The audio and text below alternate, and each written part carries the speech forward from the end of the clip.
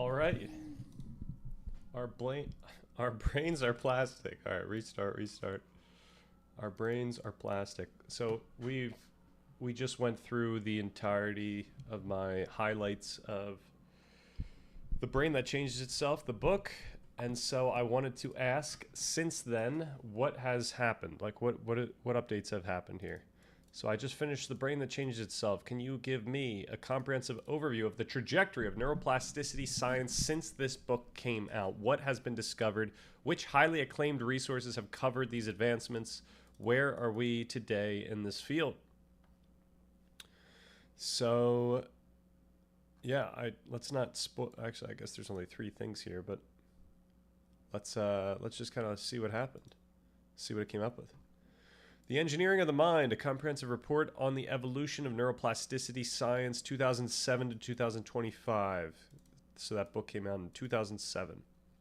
In 2007, the publication of Norman Doidge's The Brain That Changes Itself marked a watershed moment for the public understanding of neuroscience. At that time, neuroplasticity, the brain's capacity to reorganize its structure, function, and connections in response to intrinsic or external stimuli, was a concept transitioning from scientific heresy to established dogma. Doidge's work served as a compendium of phenomenological triumphs. Stroke survivors regaining motor function through constraint induced movement therapy, the blind seeing through sensory substitution, and the aged brain sharpening its cognitive faculties through rigorous exercise. These narratives were powerful because they dismantled the centuries-old localizationist view that the adult brain was a static hardwired machine incapable of repair. We're getting hit with a however this early on. However, the scientific landscape of 2007 was characterized largely by observation. Researchers could observe that the brain changed using functional magnetic resonance imaging, fMRI, to see cortical maps shifting. But the precise cellular and molecular gears turning beneath these microscopic shifts remained largely obscure. The how was often described in metaphors of rewiring or strengthening pathways, lacking the granular detail of genetic regulation, glial intervention. Glial means glial cells, non-neuronal cells in the nervous system that support, protect, and nourish neurons. That's really cool. And synaptic proteomics. We got to figure that one out as well. Proteomics generally denotes the large-scale experimental analysis of proteins and proteomes. I've never seen that before. Proteomes. What are proteomes? Large-scale study of proteins, the proteome, focusing on... Oh, so I guess proteome is like the set of proteins. Focusing on their structure, function, interactions, modifications, location, and abundance within cells or organisms, providing insights into cellular processes and disease states beyond what genomics show. Okay. So this is post genome. This is this is even post epigenetics in some sense. Like what are these? I mean, I guess it's more of a discussion of epigenetics of like what are the proteins doing? How are the proteins involved? I guess, given that they've been selected for, not selected for. I shouldn't say that, but given that they were created. All right, the nearly 2 decades since have witnessed a profound paradigm shift. We have moved from the observation era to the engineering era of neuroplasticity. The question is no longer does the brain change, but how can we precisely control that change? The field has drilled down from the system level to the chromatin level. Chromatin, we're now looking at complex of DNA, RNA, and proteins. Okay. So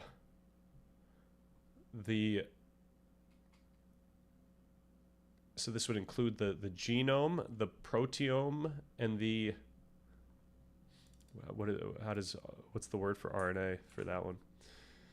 The field. Okay, we have discovered that half the cells in the brain, the glia, are not merely passive glue, but active architects of synaptic plasticity. We have uncovered the epigenetic brakes that close critical periods of learning and found pharmacological keys, such as valproate and psychedelics, to unlock them. Epigenetic brakes that close critical periods, right? Okay.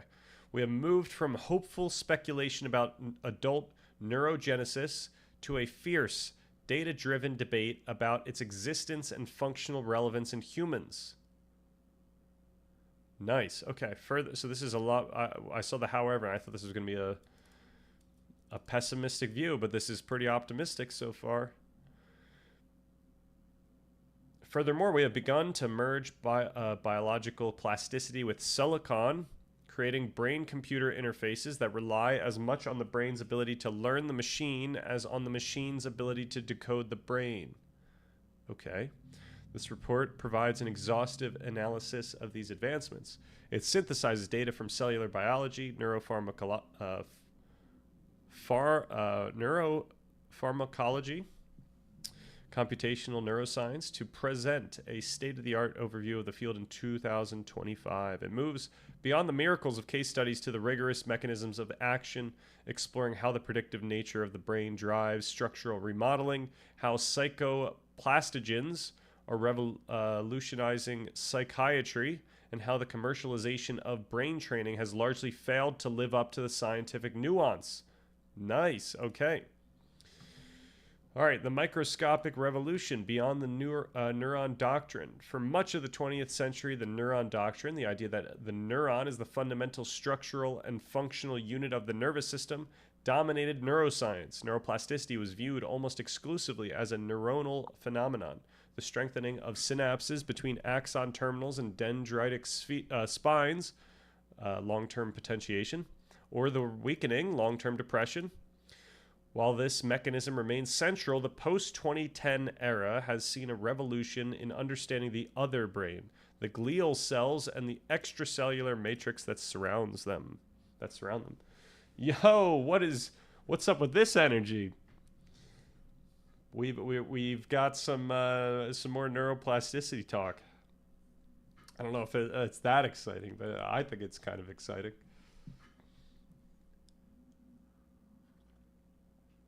But regardless, let's go. All right, the glial architecture of plasticity. Glial cells comprising astrocytes, microglia, and oligodendrocytes. What is happening here? All right, so these glial cells, these are the cells that are surrounding the actual neurons that are functioning, I imagine, towards the actual communication via neurons. Were once relegated to the role of metabolic support and structural scaffolding. So I guess, yeah, originally they were just thought of metabolic support and creating the structure. But recent discoveries have elevated them to the status of active computational partners in neural circuits. Oh my gosh, it gets more complicated. Wow. All right, leading to the concept of tetrapartite synapse, presynaptic neuron, postsynaptic neuron, astrocyte, and microglia ECM. Yikes. All right.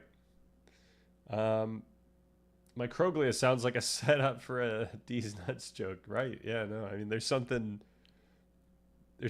like inappropriate sounding of all, like, even just glial cells. Like, I don't know what's going. This is all stuff that Rick and Morty made up, you know? Astrocytes, the synaptic managers. All right, astrocytes are star-shaped glial cells that envelop synapses. Research since 2007 has elucidated their role in gliotransmission. Astrocytes express receptors of neurotransmitters. When they detect synaptic activity, they can release their own chemical signals to modulate the excitability of the neurons they ensheath. So, okay, are astrocytes responsible for neuromodulation? Is that what I'm reading right now? This creates a feedback loop where astrocytes can amplify or dampen synaptic transmission, effectively tuning the gain of neural circuits. All right, we need to write some dumb notes here, and then we gotta hit the Gemini with this. Okay. Are you saying that astrocytes are the primary mechanism behind neuromodulation? In other words, the release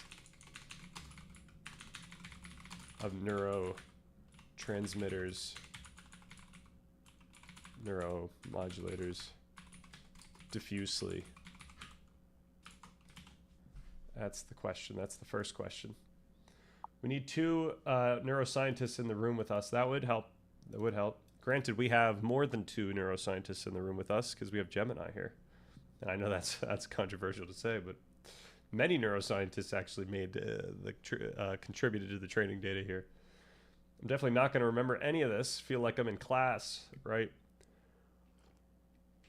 Well, for my own sake, I should probably just say the main takeaways here. And yeah, we don't need to know that, like, really that. I mean, I'll try to remember that these cells are here, but the main idea here was that like the neurons connected to each other, sending signals across them. Very easy stuff. That's how we get these ideas that like the brain is like a computer. We could think about neural nets. You know, we're just thinking about connections, a bunch of like ensembles of connections, just a bunch of like a network made up of a ton of connections. And there's a lot of complex stuff underlying that. But the cool thing is we learned about neuromodulation, which involves like the release of like dopamine in an area of these networks that actually affect whether or not it's like affecting the weights of the connections. Like imagine, I don't know if you know much about like machine learning and, you know, neural nets and weights and stuff like that, but it's affecting the weights in that area. It's making it's changing the behavior of those connections such that they are more or less readily firing. So I mean, it's so hard to like connect these concepts to like the actual practical takeaway, but usually we can just see that dopamine, like we can intuitively see that the release of dopamine in our brain leads to certain, or at least correlates with certain emotions that we intuitively feel. Similarly, like the release of oxytocin or of adrenaline, stuff like that. Like all of these are neuromodulators that are released diffusely and can affect the you know, the behavior of our brain connections, or just the communication in the brain.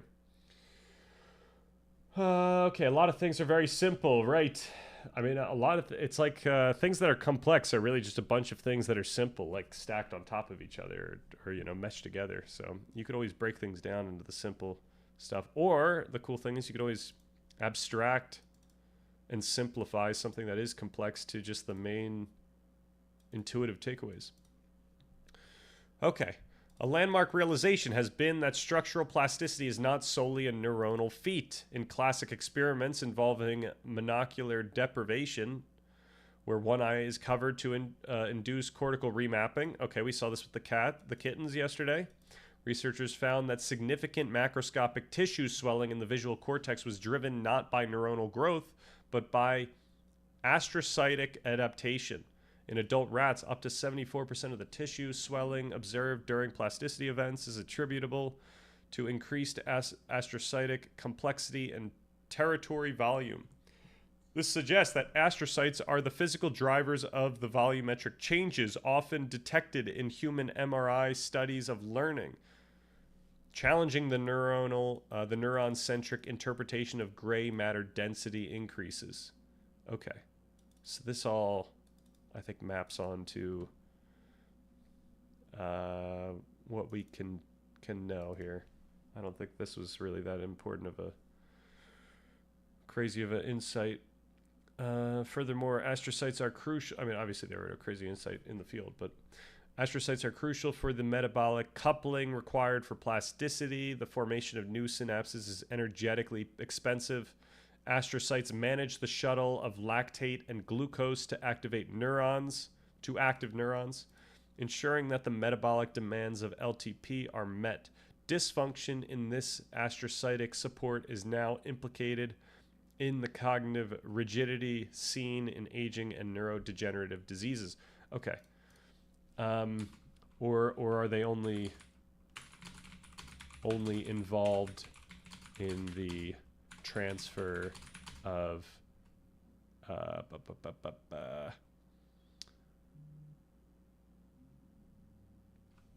okay. Actually, no, I'm going to say this is along with the metabolic functionality. All right, because I wanted to put those two together for us. All right, microglia. Here we go. The pruners of the mind. Microglia are the brain's resident immune cells. Historically, they were viewed only as scavengers that cleaned up debris after injury. However, a major discovery of the last decade is their physiological role in the healthy adult brain. Synaptic pruning. Okay, so these immune cells, they're responsible for synaptic pruning, which we've found and put in the document to mean that when energy and I guess just real estate needs to be used elsewhere, these microglia are going to go in and they're actually going to just start deleting stuff. They're going to just say, this hasn't been used in a while, let's just delete this.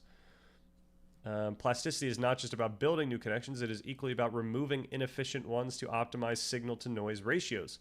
Microglia constantly survey the neural environment with dynamic processes. When they encounter weak or tagged synapses, they engulf and digest them. Okay, they don't delete them, they eat them.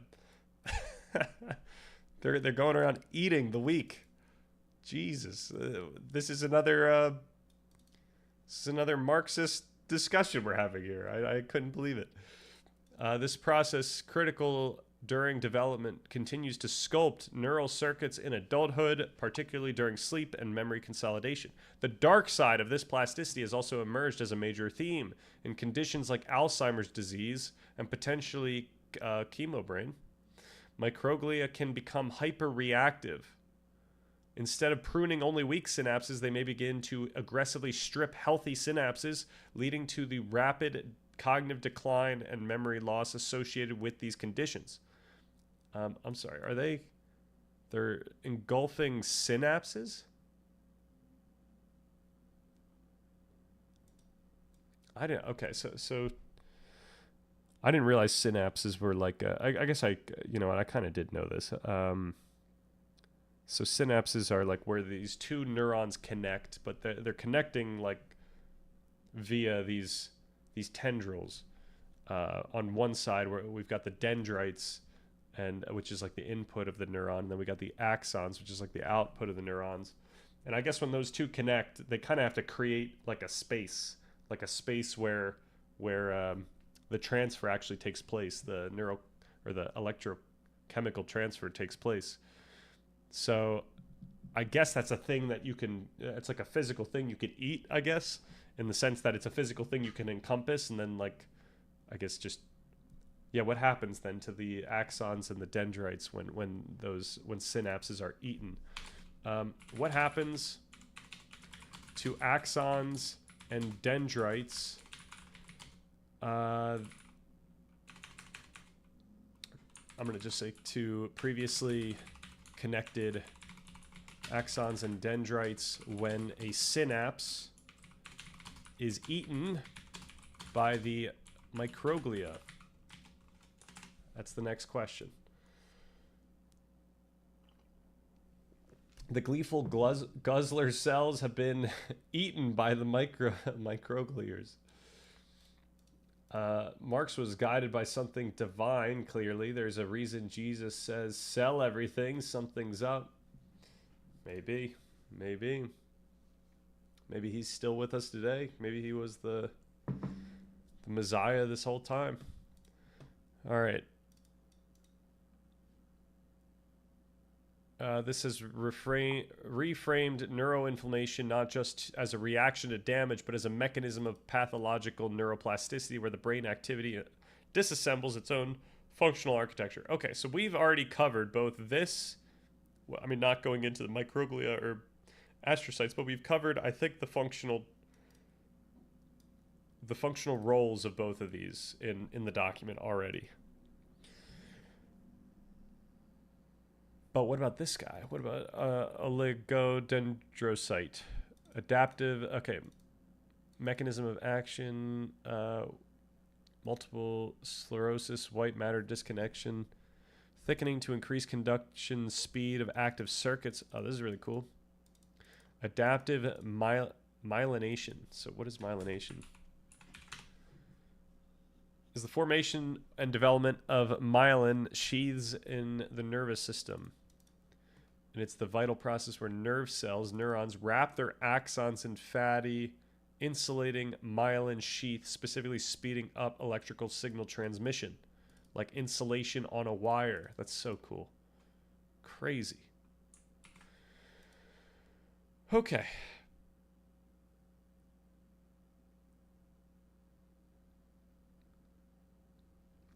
All right, the extracellular matrix and perineuronal nets. Perineuronal nets. This got me wanting to show up a lab and start tinkering.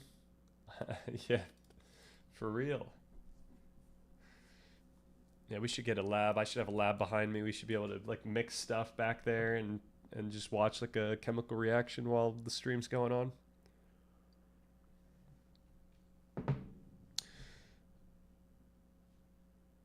Another major advancement in the recognition of the extracellular matrix, the lattice of proteins and sugars that fill the space between cells as a regulator of plasticity. Specifically, perineural nets act as a physical cement that stabilizes established synapses.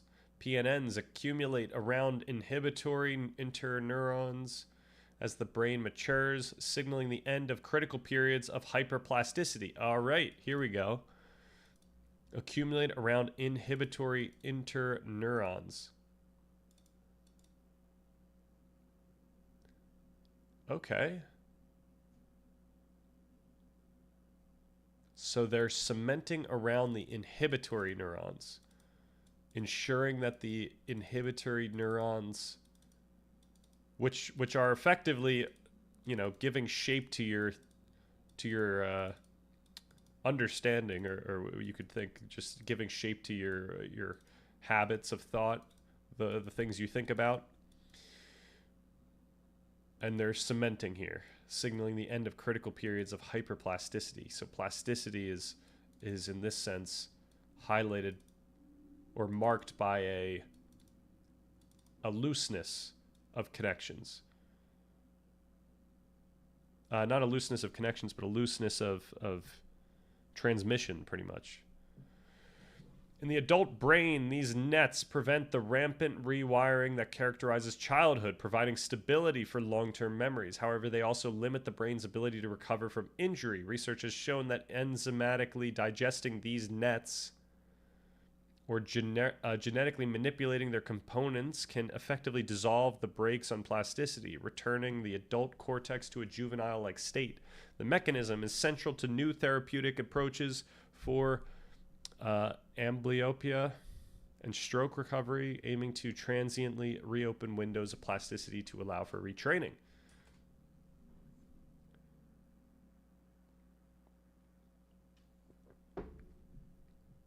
The problem is that these are so invasive, I think. Like, it would be so cool to just be able to, like, take something and then have this happen.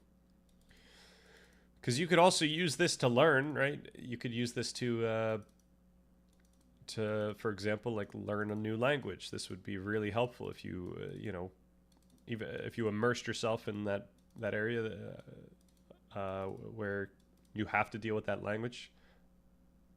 Just increasing plasticity will allow you to start. I would imagine it would expedite that process. All right, the epigenetic code, the software of plasticity. Okay.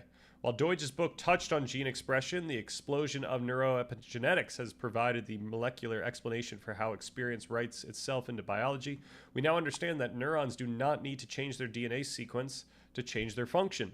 They only need to change how that DNA is read. Right. Gleeful gas guzzlers lining up uniforms and all to help me learn how to say inappropriate French words. Exactly. That's what we're doing here. I mean, it would be kind of fun to anthropomorphize all these things in our brain and body. We should have, the gut, the gut microbiome should be like a crazy factory where we've got a bunch of just absolute cracked workers just processing stuff. The DNA in our cells is wrapped around protein spools called histones, forming a complex called chromatin. For a neuron to form a long-term memory or strengthen a synapse, it must transcribe specific genes. This requires the chromatin to be in an open or relaxed state. Mechanisms discovered to regulate this state include histone acetylation. The addition of an acetyl group to histones relaxes the chromatin structure, allowing transcription factors to bind and gene expression to occur. This promotes plasticity and memory formation. Okay.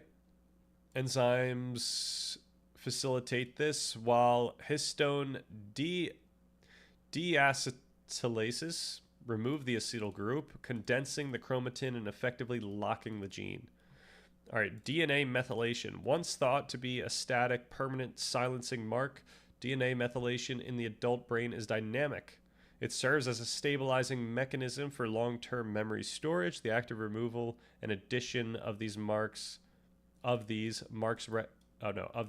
regulate the stability of memory traces, ensuring that memories are not fleeting. Okay. Here we go. This is what we're looking for. The pharmacological reopening of critical periods. The most dramatic application of this knowledge is the use of epigenetic modifiers to enhance plasticity in humans. A seminal study investigating absolute pitch, perfect pitch, here we go. A skill traditionally thought to be acquirable only during a childhood critical period, demonstrated that adult men taking valproate, a mood stabilizer that acts as an HDAC inhibitor. How do we get this? How do we get some valproate? Could learn to identify pitch significantly better than those on placebo. This finding was revolutionary because it suggested that the critical period is not an immutable developmental cliff, but a biochemically maintained state. By inhibiting HDACs, valproate prevented the chromatin from closing, thereby keeping the plasticity genes accessible. This proof of concept has launched a search for more specific epigenetic drugs that could facilitate language learning in adults or enhance recovery after brain injury by creating a transient relearning window. All right. Here we go. Is I lost the name. Valproate over the counter. Are there any over the counter drugs that increase learning like this? Chances are, if there was, it would be sold, right? Like this is huge. People would be selling this. They would be marketing this out the wazoo.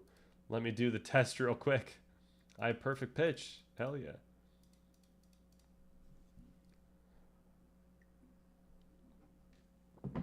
Yeah, I think it would be cool to have perfect pitch for no other reason than to just maybe sing better. That would be cool. Okay, the memory gene machinery. Deep research into the ARC gene has revealed it to be a virus-like in nature. The ARC protein forms capsid-like structures that encapsulate RNA and can travel between neurons, a mechanism reminiscent of viral infection. This interneuronal communication of genetic material represents a novel radical mechanism of plasticity where neurons share the instructions for adaptation, coordinating changes across a network rather than just at individual synapses.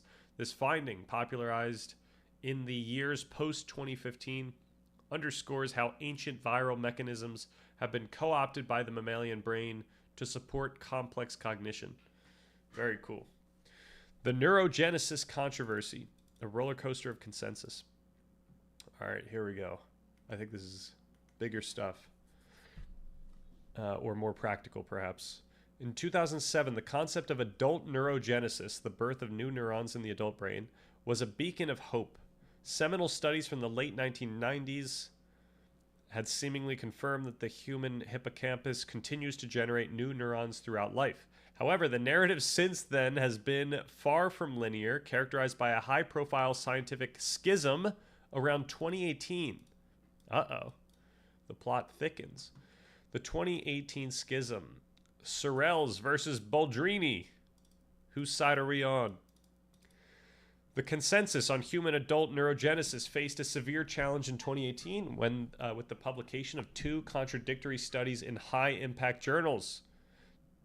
All right, Cell Stem Cell versus Nature. The skeptics, Sorrells et al., examined human post-mortem hippocampal tissue and reported that neurogenesis drops to undetectable levels by adolescence. They failed to find double cordon positive cells, a marker of immature neurons in adult samples. This study suggested that the human brain, unlike the rodent brain, abandons neurogenesis in favor of synaptic plasticity for adult learning. Wow. Unlike the rodent brain. Wow.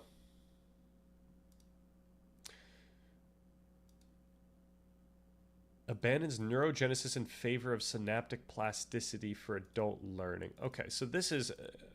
I'm wondering what the takeaway here is. Like, do we care about neurogenesis here? Do we care about plasticity?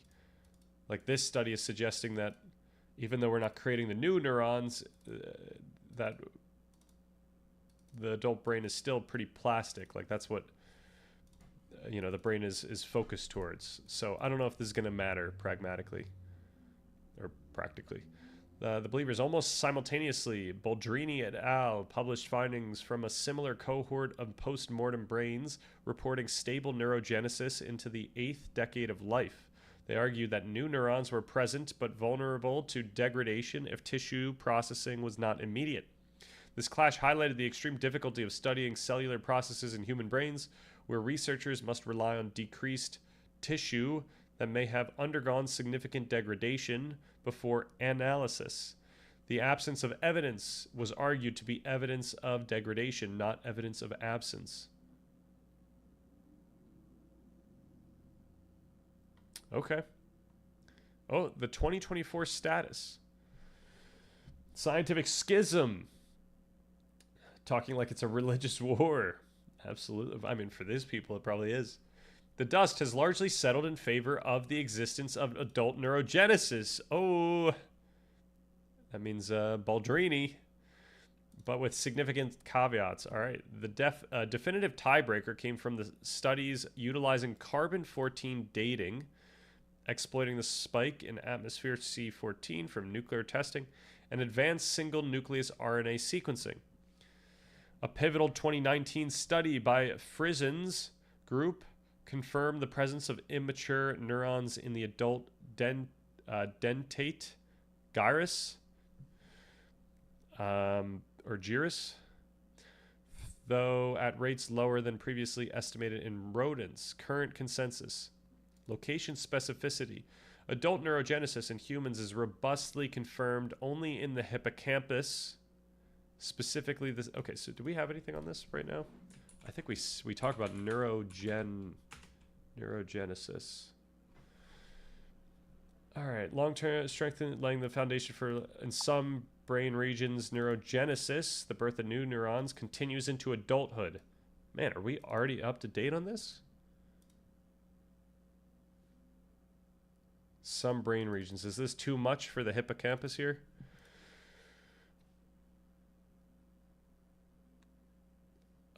Only in the... Okay. In the hippocampus. How about that? In the hippocampus. Specifically the subgranular zone of the dentate gyrus.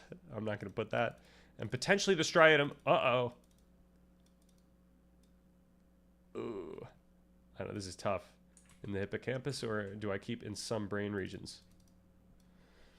Why does every scientific study and conclusion end with "but with caveats"? Now, bro, come on, man. Someone pull off a Galileo and just give it to me straight. It's because this stuff is complex, unfortunately, and people want to come away with some huge conclusion.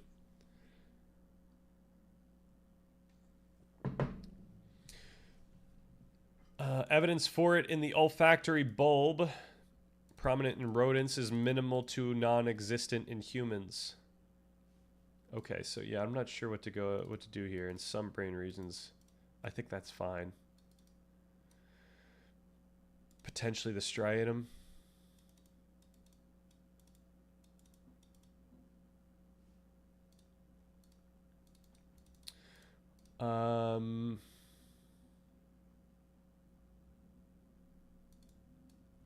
Should I say at least the hippocampus?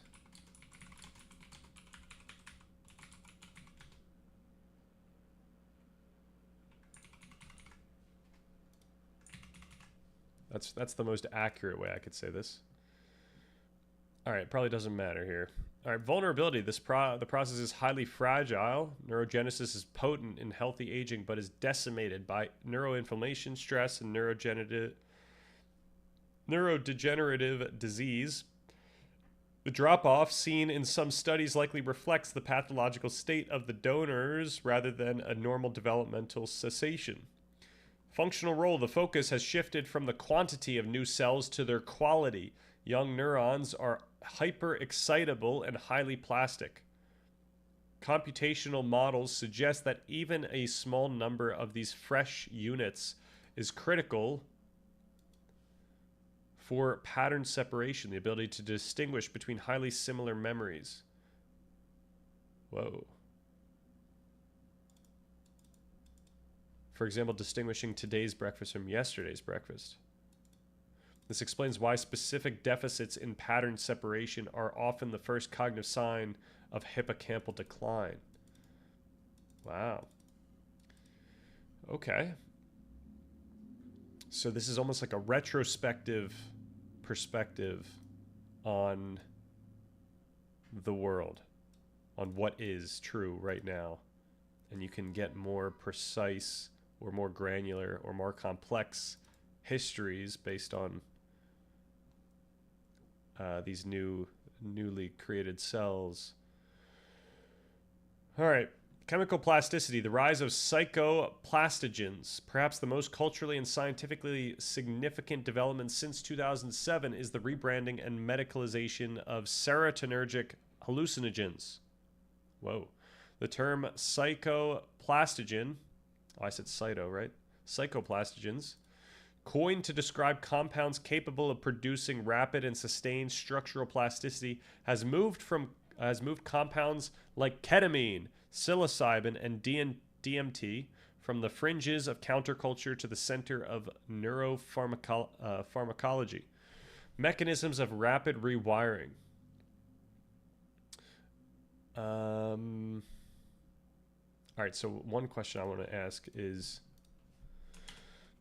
what are the relevant differences, actually I should say the pragmatic differences between, where was that list?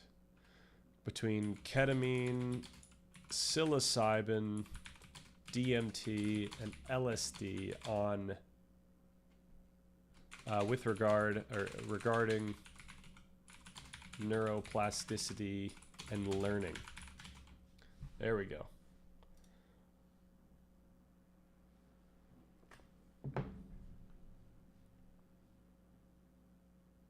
The traditional chemical imbalance theory of depression, for example, a simple lack of serotonin, has been largely supplanted by the neuroplasticity theory of mood disorders. Depression is increasingly viewed as a disorder of synaptic atrophy. Stress causes the dendritic trees of neurons in the prefrontal cortex and hippocampus to wither and retract. Wow. Psychoplastogens reverse this atrophy with remarkable speed. Research by Olson and others has demonstrated that a single administration of compounds like DMT or psilocybin can induce neurotogenesis, growth of new neurites. What are neurites? Neurites are any extensions growing out from a neuron cell body, serving as precursors to the mature axon, sending signals, and dendrites, receiving signals.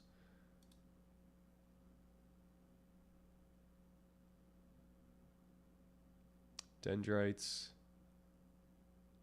Okay, what's going on here? Is this the nucleus? Is that what we're looking at right now? And then we're looking at the axon structure, and we've got these. Where would the neurites be? Are these the neurites? Why is this not even in English? Dendrite. Oh no, these maybe this is in English, and I'm just these words are just. All right, what am I looking at though? Like, where's? I'm guessing that's a nucleus, maybe. Nucleus, yes. Okay, dendrites, nucleus, axon, nice. So where would these neurites be? Growing out from a neuron cell body, serving as precursor to the mature axon. So I'm guessing, is this the mature axon? Is this the mature axon? Or are we talking like, is it happening right here? Where are the neurites? Axon, mature axon.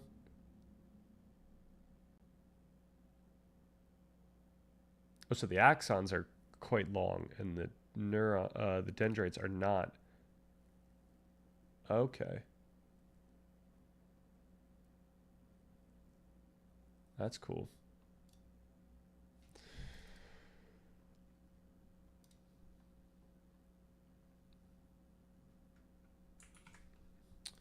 In spinogenesis, formation of dendritic spines within 24 hours. Okay, compounds like DMT and psilocybin can induce growth and formation of these. The effect is comparable to or exceeds that of ketamine, the prototype rapid-acting antidepressant.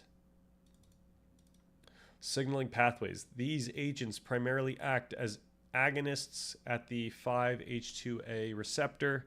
This activation triggers a downstream cascade involving BDNF and the mTOR pathway, mammalian target of rapamycin. mTOR is a master regulator of protein synthesis. Its activation forces the neuron to synthesize the proteins necessary to build new synaptic connections. Okay. So this is, I'm guessing this is the main mechanism that we're looking at here. Oh, I guess, yeah, primarily act as agonists at the, okay, an agonist. What are we looking at? That binds to cells' receptors, triggering the same action as the body's natural messenger, essentially activating the receptor to produce a biological response, like a key fitting a lock to open it. Wow. Okay, that's really cool. This mechanism explains the afterglow effect reported by patients, a window of increased psychological flexibility following treatment. The drug does not just boost mood, it physically rebuilds the neural architecture that supports cognitive flexibility, allowing patients to break out of rigid depressive thought patterns. Really cool.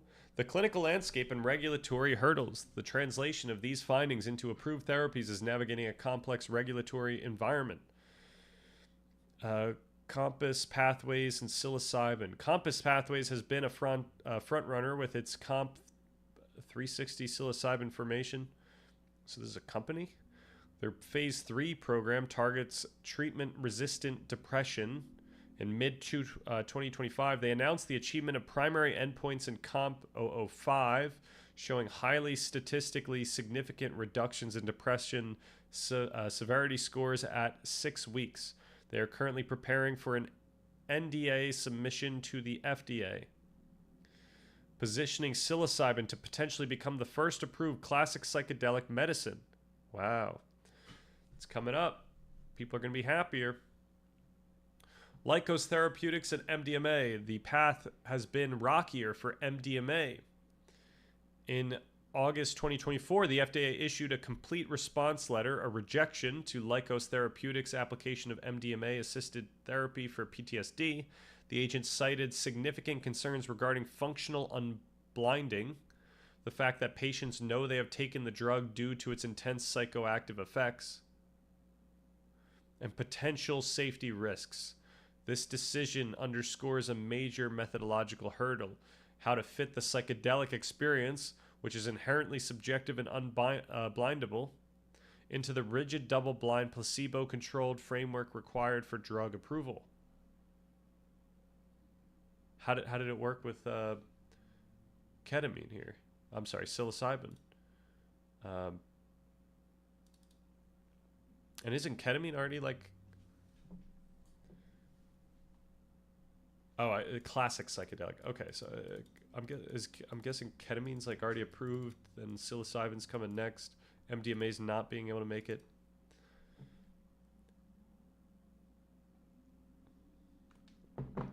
So is it just that like ketamine and psilocybin can be so...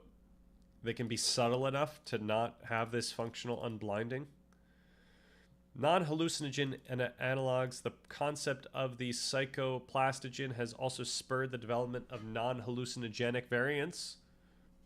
These compounds aim to induce the structural plasticity without the acute hallucinogenic trip, potentially allowing for take-home prescriptions that avoid the costly supervision required for classic psychedelics. Pretty cool. All right, the cyborg brain, technological modulation. The integration of technology with neuroplasticity has moved beyond simple external stimulation to direct bidirectional interfacing. The focus is on using technology to guide plasticity in precise rehabilitative directions. Brain-computer interfaces, the dual learning curve. A critical insight from recent research is that the efficacy of these devices depend on dual learning. It is not just the machine learning to decode the brain's signals, it is the brain learning to control the machine. Wow. When a BCI is implanted, the brain, such as the Utah array or Neuralinks threads, the brain initially produces noisy, unrefined signals. Over time, through visual feedback, seeing a cursor move, the cortex reorganizes. Neuronal populations shift their tuning curves to become better drivers of the interface. This confirms that the adult brain can essentially incorporate a synthetic output channel as a new limb.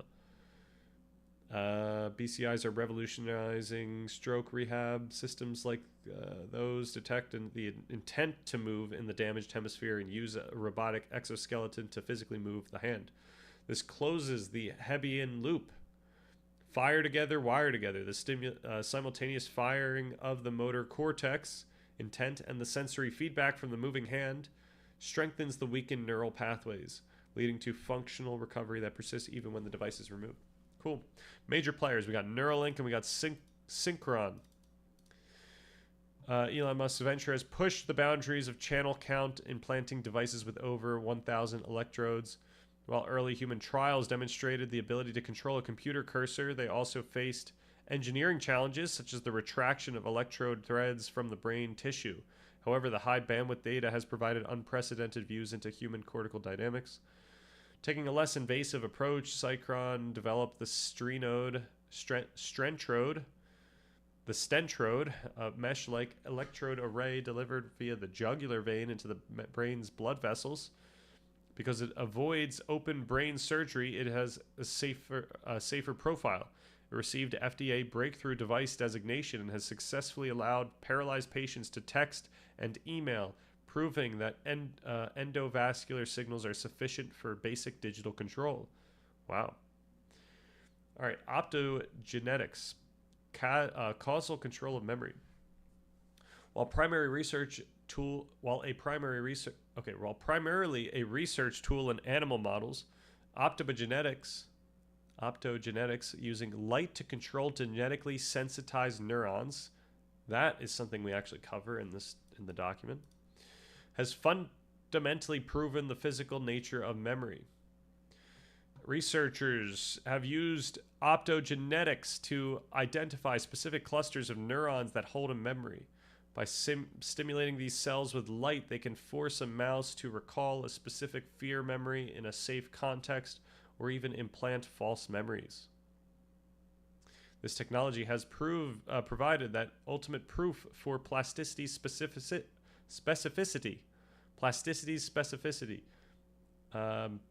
Memory is not a vague cloud, but a precise, manipulable physical trace. All right, I do have to check when the Game Awards start.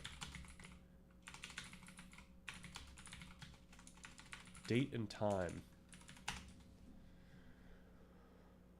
4:30 Pacific time, 7:30. They're coming up.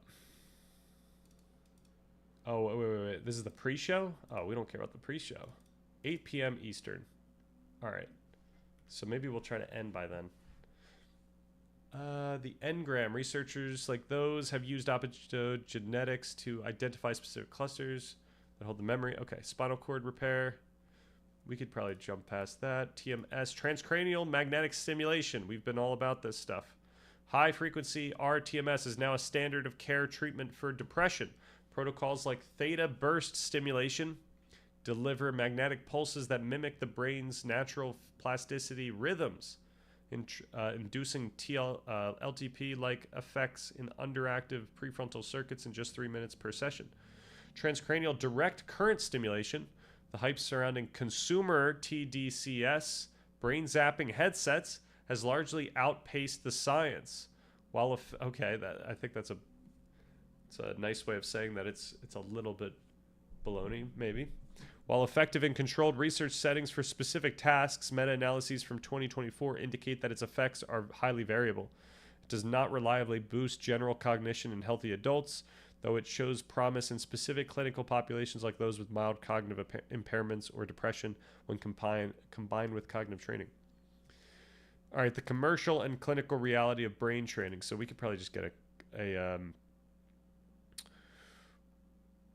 a like summary of this. One of the most contentious areas post 2007 is the burgeoning brain training industry. The promise that playing Sudoku-like games could prevent Alzheimer's or raise IQ fueled a multi-billion-dollar market, but the scientific verdict has been sobering. The transfer problem. The core scientific dispute centers on transfer. Does practicing a specific memory task improve general memory, or does it just make you better at that specific task?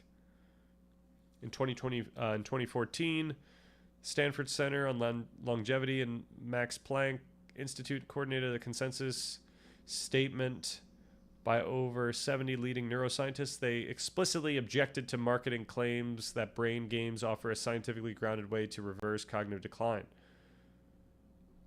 The evidence for FAR transfer is weak to non-existent. The rise and fall of dual end-back. The poster child for this debate was the dual end-back task. A 2008 study claimed that training on this task increased fluid intelligence, the innate ability to solve novel problems. That sparked a frenzy of interest. However, subsequent rigorous replication attempts in meta-analyses, including 2024 updates, have tempered these claims. The current scientific consensus is that dual end-back training reliably improves working memory, the ability to hold information in mind, and performance on similar tasks, but it does not reliably increase general fluid intelligence or have meaningful transfer to real-world visuospatial skills. Where training works. While general brain boosting has failed, targeted training for specific deficits has succeeded. Chemobrain. Cancer-related cognitive impairment involves inflammation and white matter degradation. Systematic reviews from 2024 indicate that cognitive training programs targeting executive function and processing speed can significantly improve quality of life and perceived cognitive function in breast cancer survivors. This works by recruiting compensatory neural networks to bypass damaged areas. Neurofeedback for ADHD. Once hailed as a cure-all, rigorous 2024-2025 meta-analyses have been critical. When studies are blinded, using sham neurofeedback where the user sees a video that isn't connected to their brain, the specific benefits of neurofeedback often disappear, suggesting that much of the benefit is due to placebo effect or the non-specific benefits of coaching and attention. However, it remains a viable option for specific processing speed deficits. All right, theoretical shift. The brain as a predictive machine. Here we go. The most profound intellectual shift since Deutsch's book is the move away from the computer metaphor to the predictive processing framework. Prediction error minimization. Thinkers like Andy Clark, Anil Seth, and Lisa Feldman Barrett have popularized the view that the brain is a prediction machine. It does not passively receive sensory data. It actively projects a model of the world out to the senses. Plasticity is error correction. In this model, plasticity is the mechanism of error correction. When the incoming sensory data acts as a prediction error, it doesn't match the model. It doesn't match the model. That's prediction error. The brain must physically update its synaptic weights to improve the model. Clinical implications. This reframes conditions like chronic pain, PTSD, and functional neurological disorders as stuck predictions or phantoms. The brain predicts pain due to past trauma, and the sensory system generates the experience to match the prediction. Therapy, therefore, is the process of generating safe prediction errors, exposing the brain to movement without pain to force a model update. Wow. All right, live wiring and competition. David Eagleman's Live Wired 2020 pushed the plasticity concept further, arguing that that plasticity is too passive a term. He proposes live wiring, emphasizing that the brain is aggressively competitive. Cortical real estate is a finite resource. If the visual cortex stops perceiving input, blindness, it doesn't atrophy. It is invaded and colonized by auditory and tactile processing circuits. This competition or die principle explains why rapid intervention is crucial after stroke or sensory loss. If you don't use the tissue, another function will steal it. Psychologists in shambles as neuroscientists destroy 99% of all previous research with one neat trick. Yeah, like this is another example where like psychologists come up with these very broad, abstracted takeaways, like whether it's behavioral or whatnot. Like they try to come up with the reasoning behind it, given what they're seeing, when really like the only way to get the most high fidelity reason or understanding explanation for why we're doing these things is to look at the level of the brain. So neuroscientists have the ability to destroy psychologists' conclusions, while the converse is not necessarily true.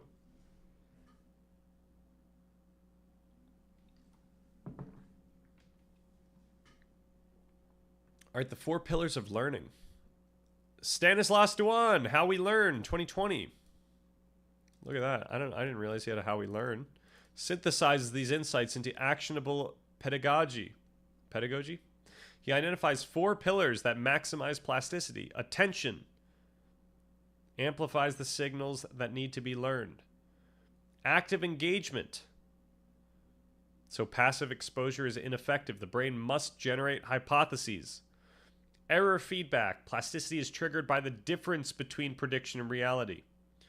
And then consolidation. Sleep is when the save button is hit and plastic changes are stabilized. I'm sure we already have this in here, but I'm going to just make sure I get it in the learning section.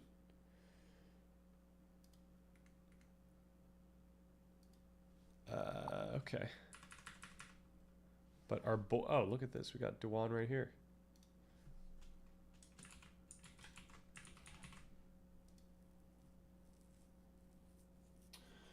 Psychology acts like a natural science, but it's a social science, right? The same can be said for economics. So when something like this comes along, you start thinking of all of the previous stuff is basically pseudoscience. Well, it's definitely not pseudoscience because it's still following science.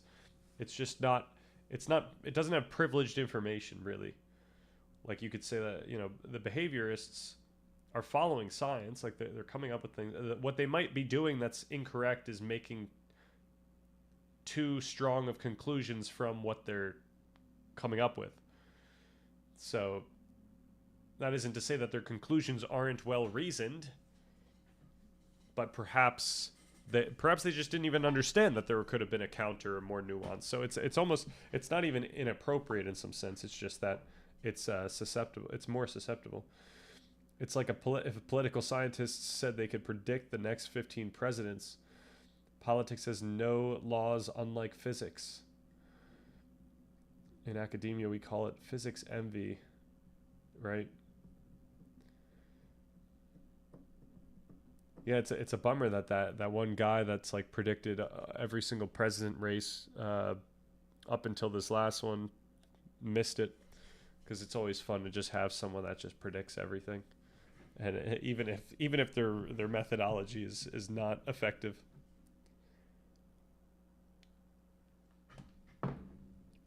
Okay, an annotated review of seminal literature.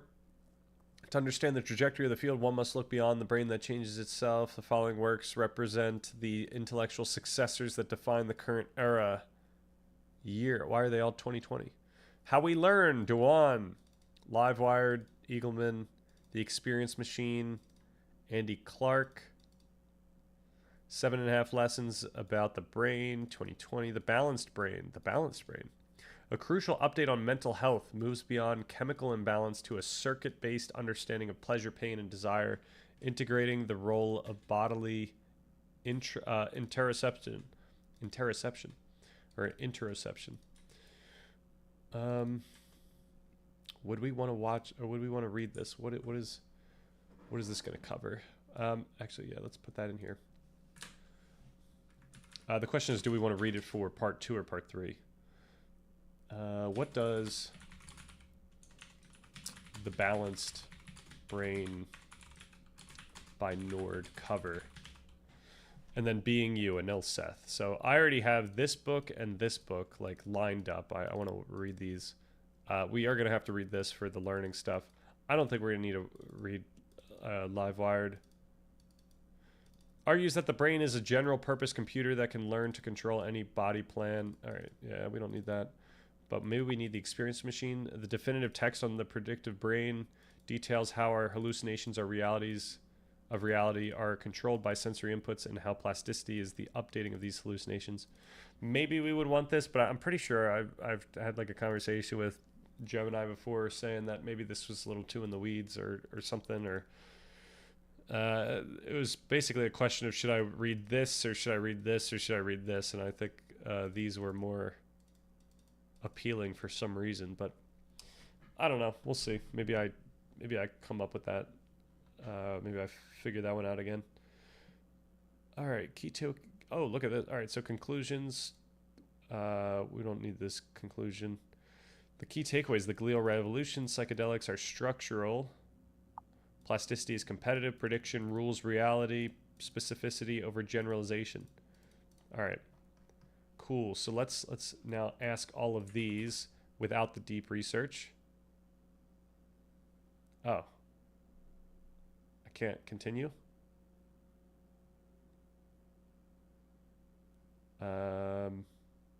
Let's just start a new chat then.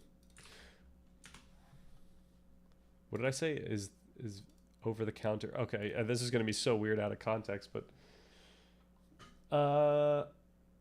I honestly think Alan Lichtman got too caught up in his own bias this time around. The difference with psychologists and economists, however, is that very few political scientists act like what they're saying is physics. Right.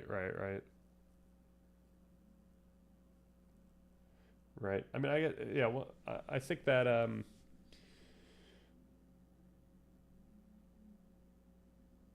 I guess psychologists and economists do have a more of a hold, I think, than the political scientists. I guess it just depends upon how predictable are these patterns that you're dealing with. But I guess the economists can't prove, it's not that predictable because they're not making a ton of money off of it. I mean, perhaps they are, but they're not beating the market all the time. Psychologists probably have a much stronger hold. That said, like a lot of the R squared value necessary for important takeaways is not as high as you would want it to be. Physics obviously gets to just indulge in absolute certainty almost. They do, but not entirely. It depends on the topic too, right? Yep, I agree. Yep. Hey, this time you're doing the depends. What was the other phrase that we said? But with caveats. You just hit me with a but with caveats. All right, here are the answers to your questions, breaking down the specific mechanisms of astrocytes, synaptic pruning, learning drugs, and the psychedelic landscape. Are astrocytes the primary mechanism behind neuromodulation? No, they are not. The primary source of diffuse neuromodulators is still the subcortical nuclei. The locus Corellius, Coeruleus for norepinephrine, or the RAF nuclei for serotonin. These neurons fire and dump chemicals into the brain fluid, volume transmission. Subcortical nuclei. Okay. However, astrocytes are the primary managers of that signal. You could think of it this way: the neuron, the nuclei, the radio station that broadcasts the signal, the astrocyte, the volume knob and equalizer. So what does the astrocyte actually do? They sense the neuromodulators. They have receptors for dopamine, norepinephrine, etc. Gliotransmission. In response, they release their own chemicals like ATP, D-serine, and glutamate to amplify or dampen the signal at the specific synapse. As you noted, they control the energy. So if they're involved with the glutamate, this is what we saw was involved with attention, like the aspect that makes it tough to like really, just brute force put our attention on something or will our way through that. To amplify or dampen. Okay. As you notice, they control the energy, lactate, shuttle. If the astrocyte doesn't provide the fuel, the neuron cannot sustain the high frequency firing required for neuroplasticity. So while they don't originate the diffuse signal, the signal often fails to change the circuit without the astrocyte's permission and metabolic support. Okay. All right, so it's not just, you release a bunch of these chemicals and then that's it. You've got these guys helping out. What happens to the axon dendrite when a synapse is eaten? When microglia eat a synapse, a process called synaptic pruning or trogocytosis, the neuron does not die. It is a precise surgical edit, not an amputation of the whole limb, right? The nibble, the microglial cell creates a phagocytic. Man, it just got this. I feel like I just got by like a username. And engulfs just the specific dendritic spine, postsynaptic, or the axonal bouton, presynaptic. So okay, it's just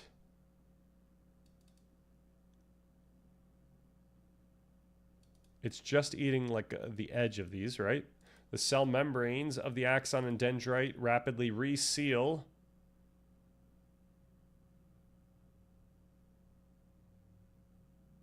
Okay, the result for the dendrite: the spine retracts into the main shaft. The dendrite remains healthy and continues to host thousands of other synapses.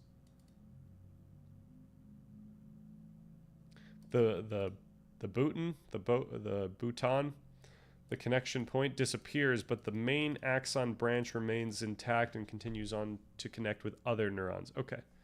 So you cut them, and then I guess on the one side, the dendrite, retracts itself into its, I don't know, into the rest of the body there.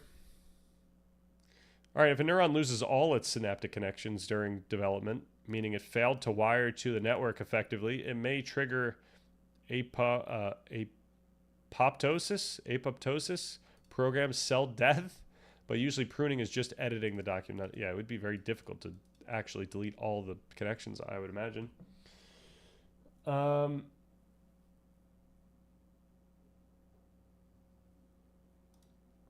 They do, but not entirely. Okay, it depends on the time. Okay, 99% of social science is not hinged on laws. 99% of physics is, right? On jaw, my microglears be feastin'. Since I'm in the stream, I be gleefully gas guzzling with these takes. Wow. These should be our mascots. I know I've talked about different mascots for this channel. We should have a bunch, but we should get these guys in the mix. Definitely microglia. All right, learning drugs. Is valproate over the counter? No. Bummer. Is a prescription-only drug used for epilepsy and bipolar disorder? All right. Maybe we should be careful about this. Warning, it has significant side effects, including liver toxicity and severe birth defects. It is not safe for casual use. Are there over-the-counter drugs that increase learning like this? Like this specifically refers to HDAC inhibition, reopening the critical period of neuroplasticity by relaxing the DNA so it can be rewritten. There are no over-the-counter drugs with the potency or specific HDAC inhibiting mechanism of valproate. Natural weak HDAC inhibitors. Some supplements have mild inhibitory effects, though they are far less potent and messier than valproate. Okay. Found in butter, broccoli sprouts, and turmeric. Oh, this is why they tell people to have curcumin. Or curcumin. Curcumin. Sulforaphane. All right, general plasticity promoters. While they don't work via the exact same mechanism, these are the gold standard over-the-counter supplements for supporting neuroplasticity. Lion's mane mushroom increases nerve growth factor. We got omega-3s, critical for cell membrane fluidity. Magnesium L-threonate, one of the few forms of magnesium shown to cross the blood-brain barrier and increase synaptic density. Okay. If I wanted to increase my learning day to day, learning and the other benefits of neuroplasticity, such as emotions, etc. What would be the cheapest effective daily, weekly stack? That's gonna be the first question here. Bummer. Shoot, man. This reminds me of the movie Limitless. Okay. I've yet to see that one, but I think I know the gist. Pragmatic differences. Ketamine versus psilocybin versus DMT versus LSD. Regarding neuroplasticity and learning, the differences are mostly about duration, mechanism, and the window of plasticity that follows. All right. Duration. We got 45 to 60 minutes for ketamine. We got 20 minutes for DMT. We got 6 hours for psilocybin. We got 12 hours for LSD. We're not going to understand what these mechanisms are, except for the fact that this is kind of neat, that DMT and psilocybin are the same. And this is, what is the plus here? What is A plus dopamine? O plus dopamine. Aha, okay. So opens a rapid window of synaptogenesis, new connections. DMT is an intense rapid induction of plasticity, but the integration period is often shorter due to the rapid onset. Aha, right. Opens a window of plasticity lasting weeks. Yo. Increases entropy, randomness in the brain, allowing rigid beliefs to relax. And then similar to psilocybin, but the dopaminergic activity can make it more stimulating, analytical. Okay, so this adds the extra dopamine release there. All right, depression reset. Best for interrupting a negative pattern quickly, legal in clinical settings. That's ketamine. DMT, businessman's trip. High intensity, low time commitment, but harder to bring lessons back. Okay. Psilocybin, therapeutic golden standard, long enough to work through trauma, short enough to do in a day. The afterglow is ideal for learning new habits. And then LSD, deep reprogramming. Yikes. The long duration forces a complete exhaustion of defenses, but is pragmatically difficult to schedule. That's funny. What about nootropics? All right, let's get that in here. And how? Actually, let's ask the question first here.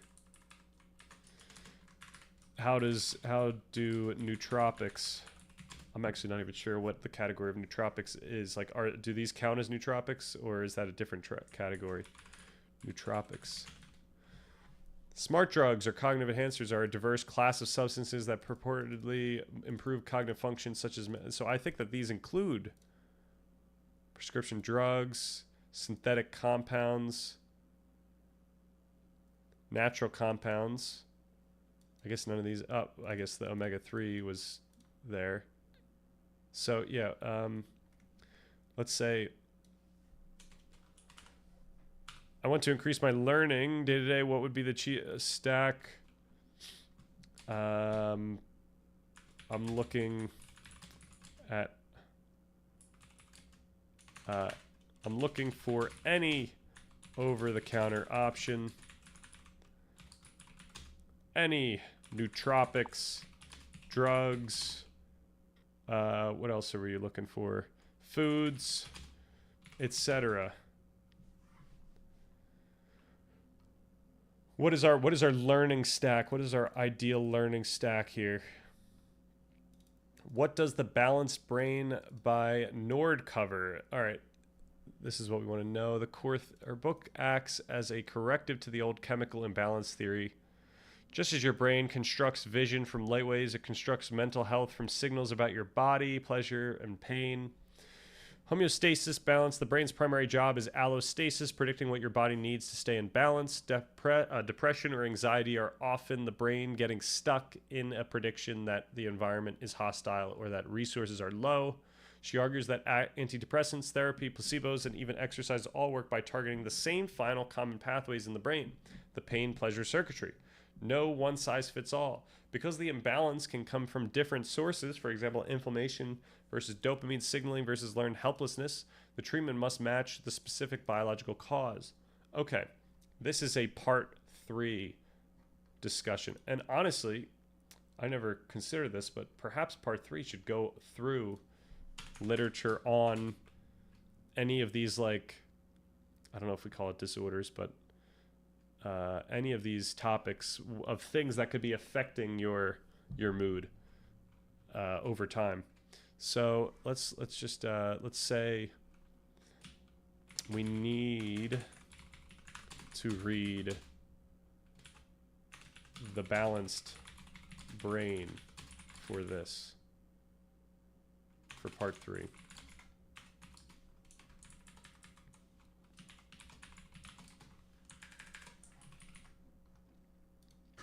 Okay, 15 minutes to go. This feels illegal. Uh-oh. We only do legal things on the stream. That's why I said over the counter. To get the cheapest effective benefits for neuroplasticity. You want to avoid expensive branded blends, proprietary stacks, and focus on high ROI single ingredients and behavioral triggers. Here is the hierarchy of stacks from the grocery store level to the biohacker level. So essential / cheap to the specific more potent. The grocery store stack. Oh my gosh, we got the eggs in here. Hell yeah. Foundational and dirt cheap. Before buying pills, fix the fuel. We got to get some eggs. We got to get 2 to 3 eggs per day. It's not enough. We need 4 eggs per day. Caffeine, L-theanine, the focus switch. Why? Caffeine increases alertness. L-theanine smooths out the jitters and promotes alpha waves. The one caveat about caffeine is that you have to do it early enough and at a low enough dose that it doesn't affect sleep, which if you start affecting sleep, if you start negatively affecting sleep, then you're toppling the whole operation, because like sleep is perhaps the most important part of this whole process. Can you ask ChatGPT about my recommendation yesterday? Can you type out your recommendation again? We could do that as our last 5-minute thing before 8 o'clock. But what? Okay, L-theanine found in green tea smooths out the jitters and promotes alpha waves. What does this say? Drink them together, or look for a high caffeine green tea. Okay, I see.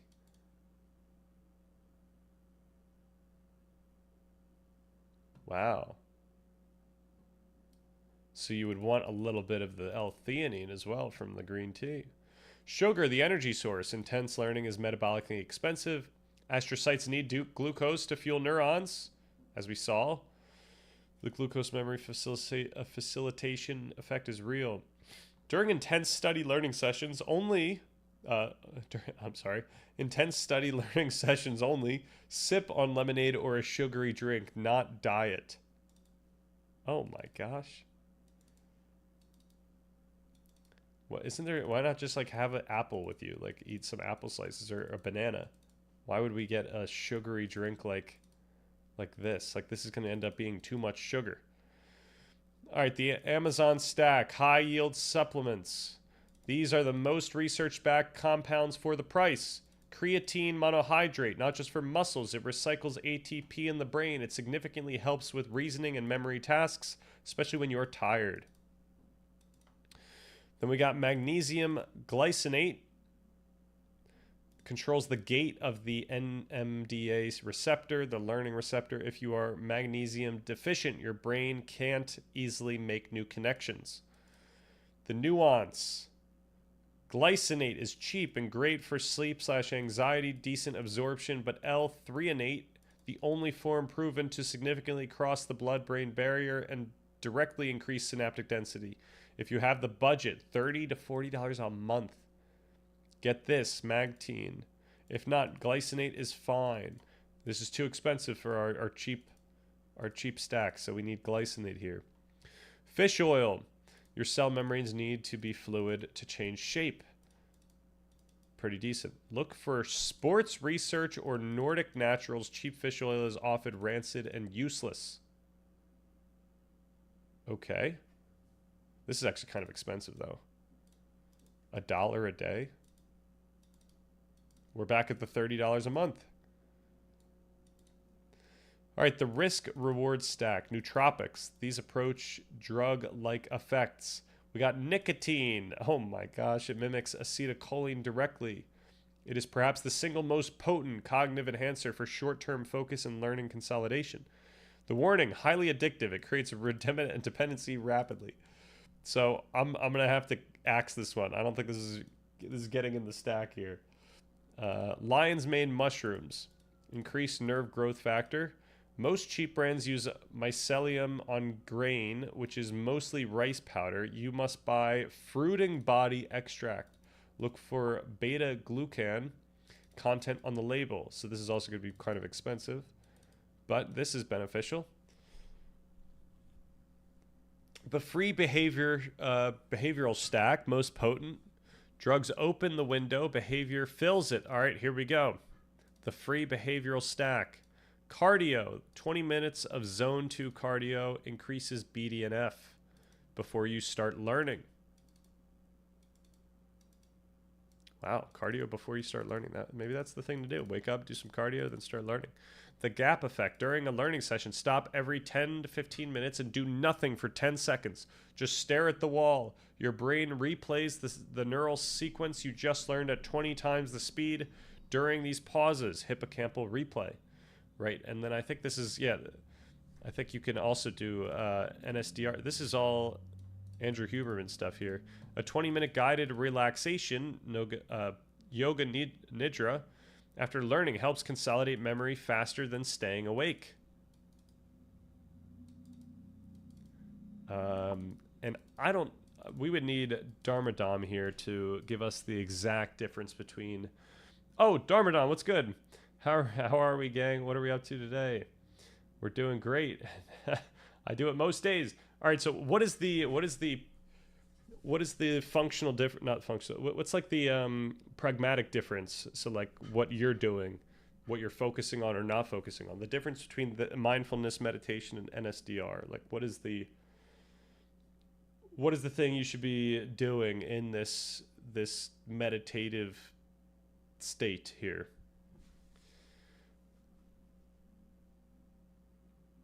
All right, a few more minutes and then we got to shift gears. All right, we got the eggs, we got the creatine, we got the coffee. That we're not doing the high sugary drinks. We're doing like a sugary, healthy fruit. Fruit's great. Let's just get some blackberries. And then night, magnesium glycinate for sleep and plasticity. And then we got to be doing this stuff. We have to talk about all this stuff in the document. Part 2. Maybe not all of this. Actually, you know what? Maybe all this stuff. I don't know. Should we, like, even stuff like nicotine? Is that, I feel like we have to be comprehensive, but we should probably just be very big on this warning here. Especially given the fact that we're opening up part 2 talking about, hey, like, we got to be mindful of addictions. I don't know. NSDR, there are all these weird modern hybrids that people come up with that seem very beginnery or weird, but never heard of it. Sounds like MBSR. I think NSDR is synonymous with Yoga Nidra. So I guess I'm asking about Yoga Nidra versus the other. I got an energy dumpster. I think we're gonna close out with that. Meditation light. All these westerns. Okay. Never heard of that. Okay.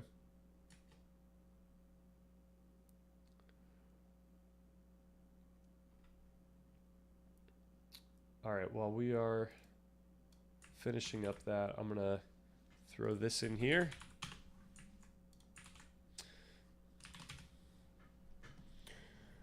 All right, Orientalism. What is going on here? Edward Said.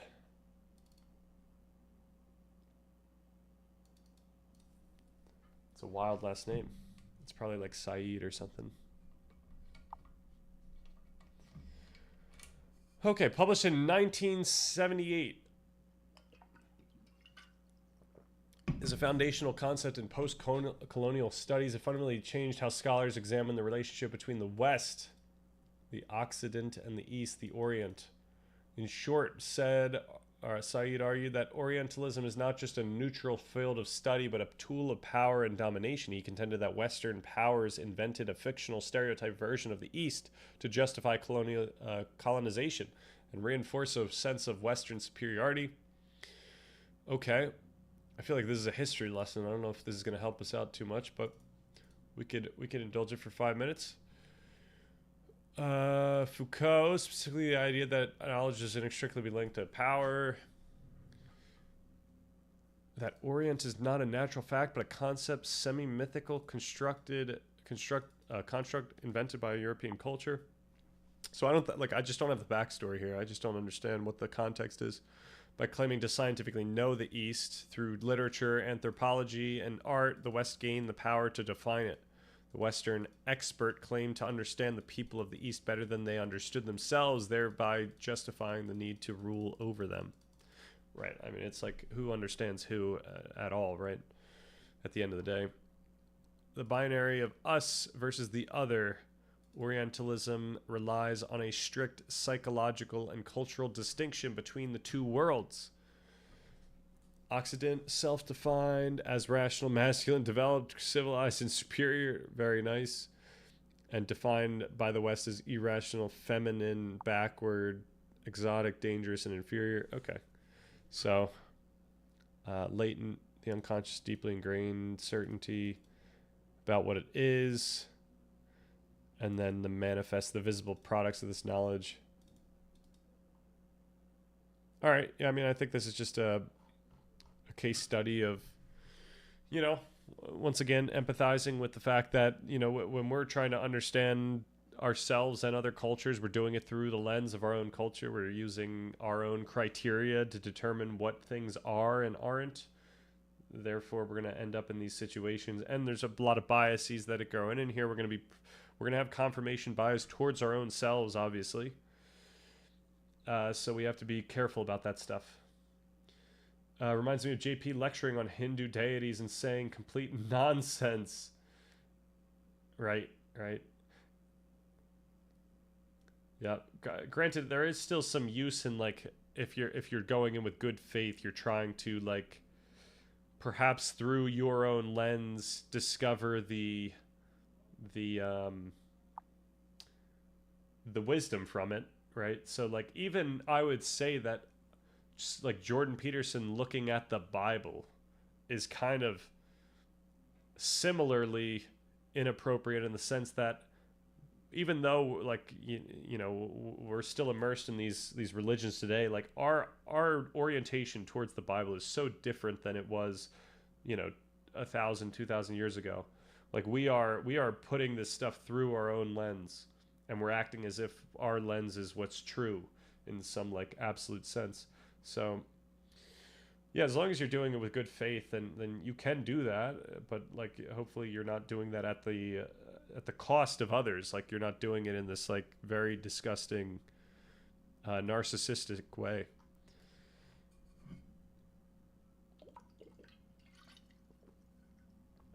I am biased. I am a rich tonight. It's not good faith because he didn't educate himself in that area. Well, a good faith.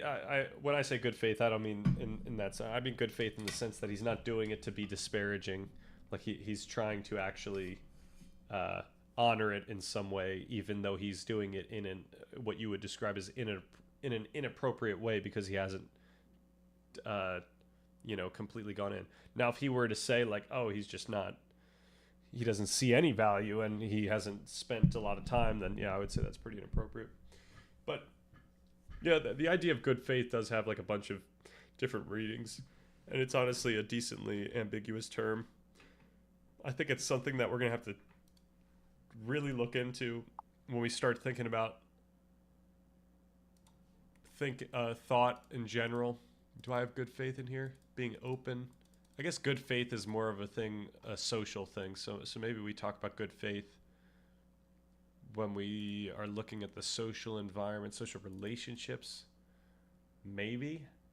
Do I even have good faith? Oh, good faith. Oh, giving good faith requires creativity. Wow. All right, so we'll have to look at that.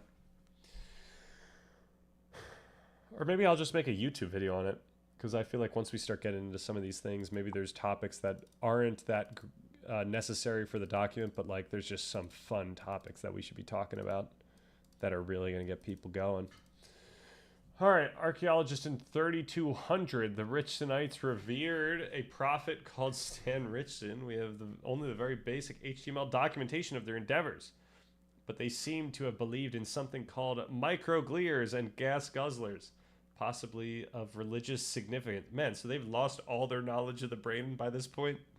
They were also known for their diamond-shaped insignia, possibly to indicate religious rank. Okay. Are we calling this a diamond here? These squares? Are these diamonds, actually? Technically? Or do diamonds have to have the different different sided lengths? Lengths of different, the different length sides.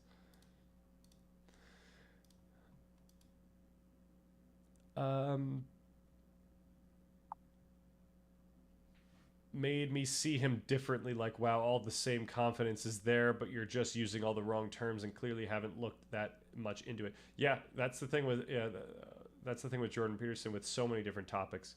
He will bring the same level of conviction towards things that he is very knowledgeable about and things that he's very much not knowledgeable about, and it's become a real problem when he's he's really shifted from his main domain into these other domains, whether it is other cultures or it is politics in general, and like into economics and stuff like that. Like, yeah, you gotta stay humble in that regard. The VIP symbols, but that works too. Oh, I see. Okay. Also, no, they just moved past it to such a degree that they forgot all the previous vocabulary. Okay, so that everyone just kind of renamed everything. That's cool. All right, I think I'm gonna hop off so I could watch some Game Awards. Yeah, if that's something that you guys enjoy it as well. But yeah, thanks for chilling, and we will do some fun stuff next week. We got Astrology Day next week. That might be Tuesday or Monday or Tuesday. We got to figure out if there's anything there, anything that's been empirically validated, and then we will find. I'm interested in that, so let's give it a go. And